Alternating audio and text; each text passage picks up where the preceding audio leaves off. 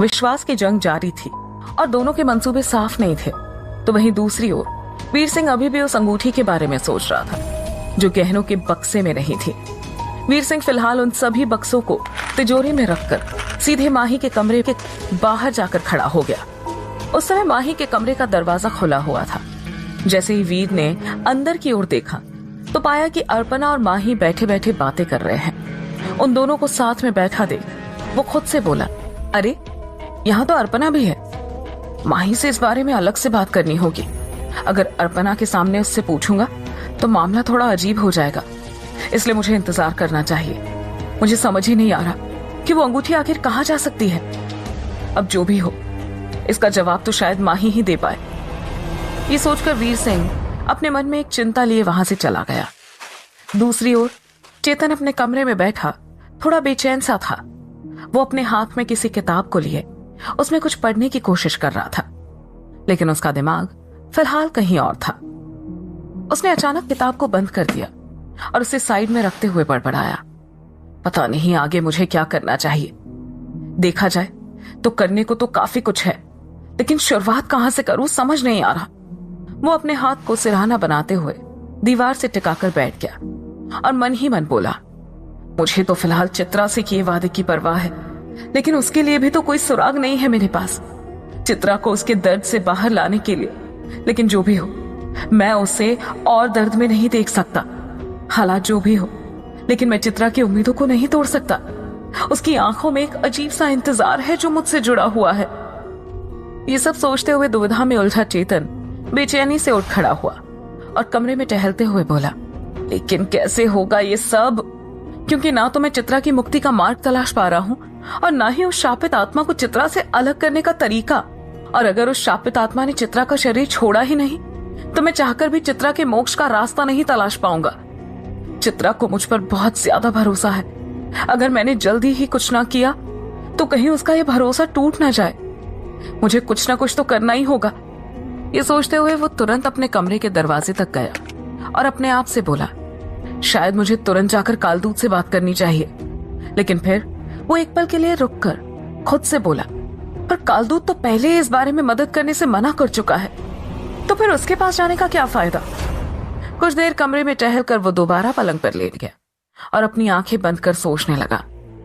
अचानक एक आवाज उसके कानों में सुनाई पड़ी, मैं जानता हूं तुम्हारे दिल और दिमाग पर एक साथ कई सवाल घूम रहे हैं और तुम मुझसे मिलना भी चाहते हो, तो उठो और चले आओ, कुछ जरूरी बात करनी है तुमसे।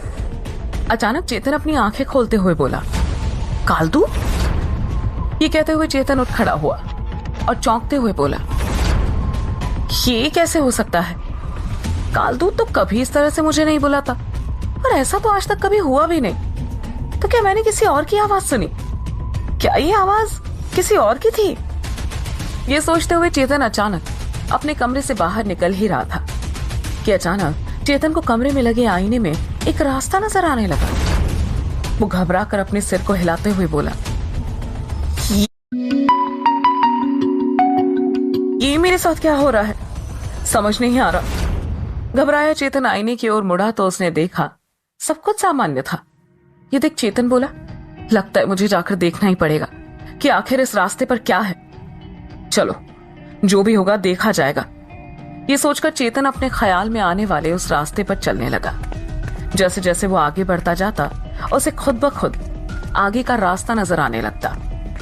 रास्ते पर चलते हुए चेतन अपने आप से बोला, शायद ये मेरी उन्हीं शक्तियों का असर है जो मुझे कालदूत से मिली थी, लेकिन सवाल ये है कि ये मुझे लेकर कहां जाना चाहती है। इसी सवाल के साथ चेतन आगे बढ़ने लगा। जब कहीं अटक जाता तो दोबारा आंखें बंद कर दिमाग पर जोर डालकर सोचने लगता और वो रास्ता उसे मिल जाता। एकाएक वो उस अनजान रास्ते को देखते हुए बोला, आखिर ये रास्ता किधर जा रहा है? मैं तो पहले कभी इस तरफ नहीं आया। कुछ और देर उसी रास्ते पर चलते हुए चेतन गांव के बाहर वाले एक छोटे से मंदिर के पास पहुंच गया। दूर से देखा तो एक आदमी मंदिर की सीढ़ियों पर बैठा हुआ था। करीब पहुंचकर चेतन उस आदमी को देखते ही बोला, कालदूत तुम? और वो भी यहां? असल में चेतन को कालदूत ने ही बुलाया था। कालदूत चेतन का हैरान चेहरा देख मस्करी करते हुए बोला, हाँ, वैसे भी तुम्हारा इस गांव में मेरे अलावा और कौन सा दोस्त है।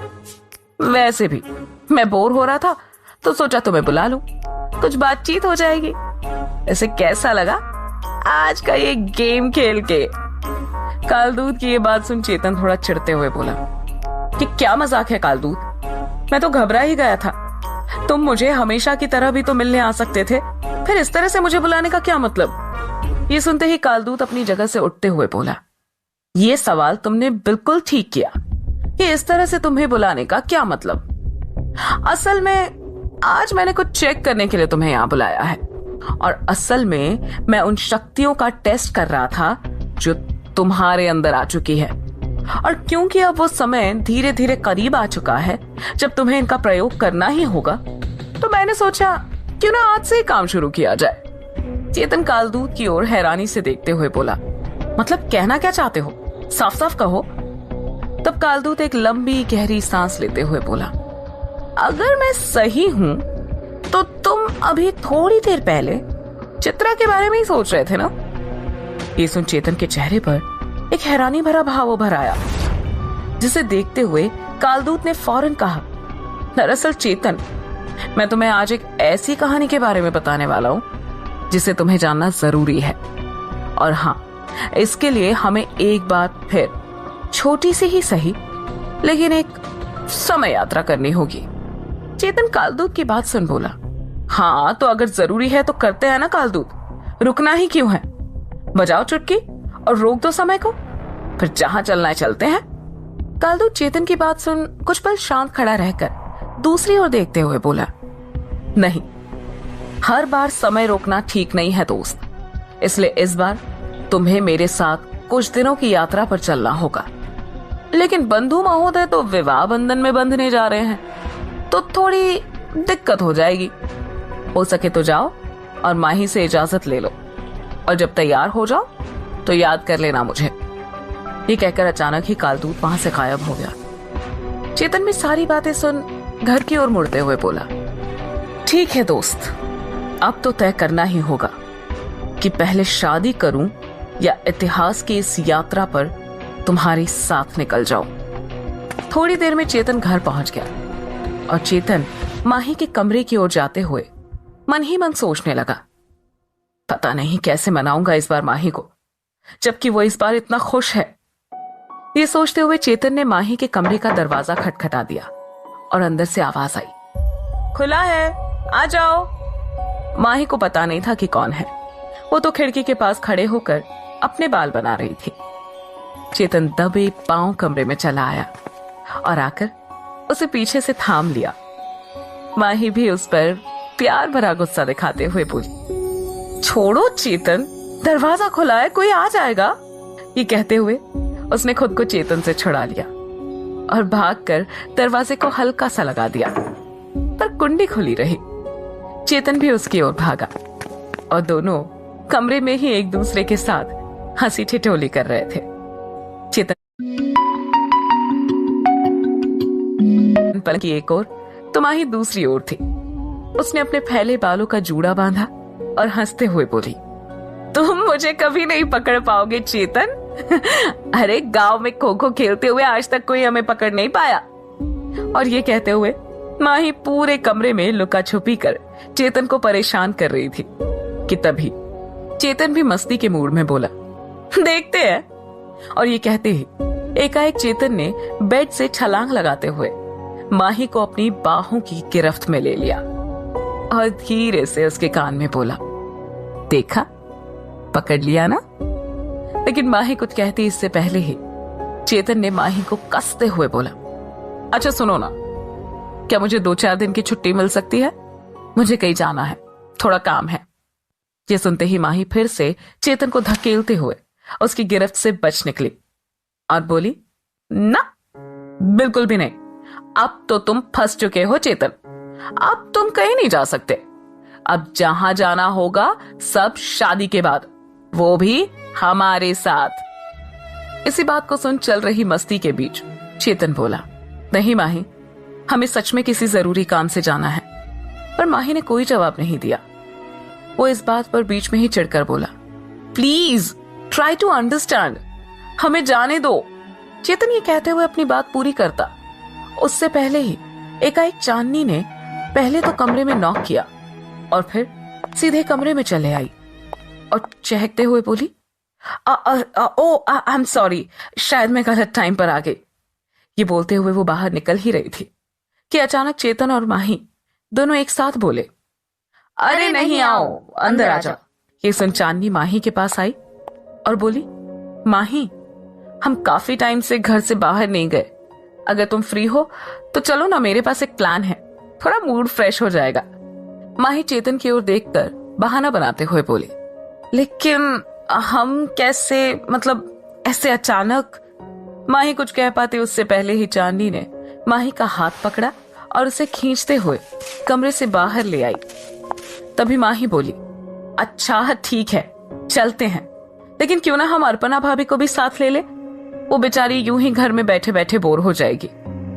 तब चांदनी ने कंधे उचकाते हुए कहा, श्योर, व्हाई नॉट। इसके बाद वो तीनों चांदनी की जीप में बैठ गई। तभी चेतन भी उनकी जीप के करीब आते हुए बोला, अरे लेकिन बताओ तो, कैसे अचानक कहां जा रहे हो? चेतन के इस सवाल पर चांदनी जीप से बाहर झांकते हुए चिल्लाई, सॉरी चेतन, तुम्हें भी ले चलते, but it's a girls day out. इतना कहकर चांदनी के साथ माही और अर्पणा जीप स्टार्ट कर वहां से चले गए। चेतन सड़क पर खड़ा रहकर कुछ पल जाती हुई जीप को देखता रहा। चेतन को मन ही मन कुछ अजीब सा लग रहा था। वो धीरे धीरे चलते हुए घर के अंदर चला आया, लेकिन उसे बार बार ऐसा लग रहा था कि कुछ तो अजीब हो रहा है। अपने कमरे की ओर जाती सीढ़ियों के पास पहुंचकर चेतन अचानक रुक गया और अपने आप से बात करते हुए बोला, हमें अंदर से कुछ ठीक नहीं लग रहा। माही और अर्पणा भाभी को इस तरह अचानक बिना कुछ बताए नहीं जाना चाहिए था, पर उन लोगों को भी तो पता कैसे होगा। ये चांदनी, उसने भी तो कुछ नहीं बताया। ये सोचते हुए वो अपने कमरे में जाने के बजाय तुरंत मुड़ा और जल्दी से वीर सिंह के कमरे में पहुंच गया। वीर सिंह दादाजी वाले टेबल पर बैठा कोई हिसाब किताब लिख रहा था।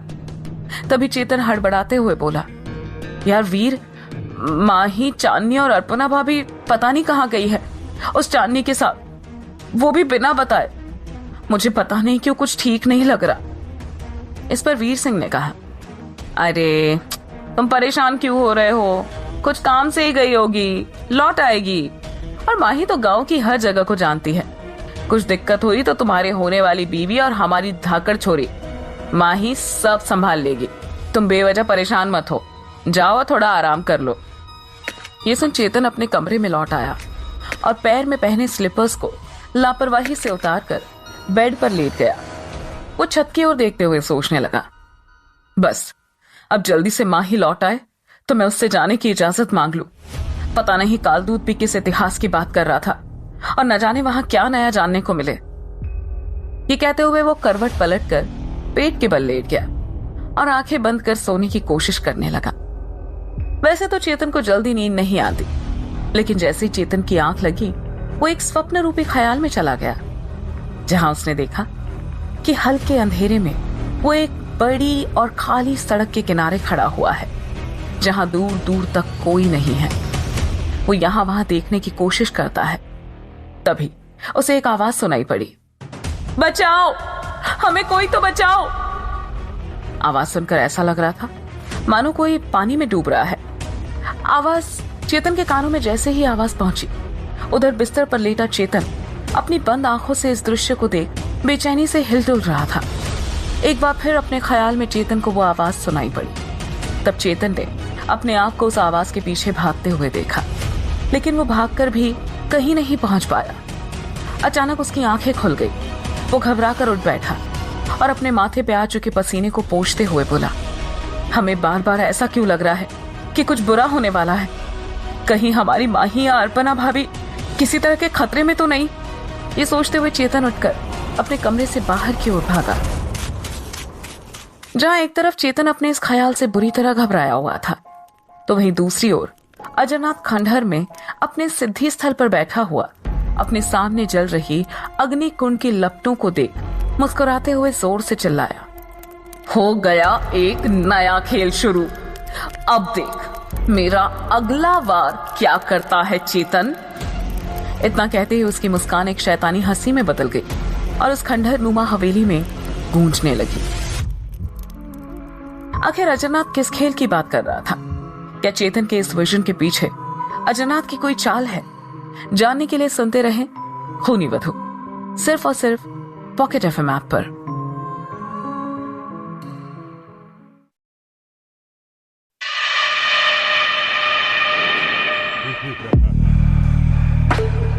घटना गांव विकरालगढ़ का जंगल। दोपहर का समय। सूखे पत्तों के चरमराने की आवाजें धीरे धीरे बढ़ती जा रही थी। कोई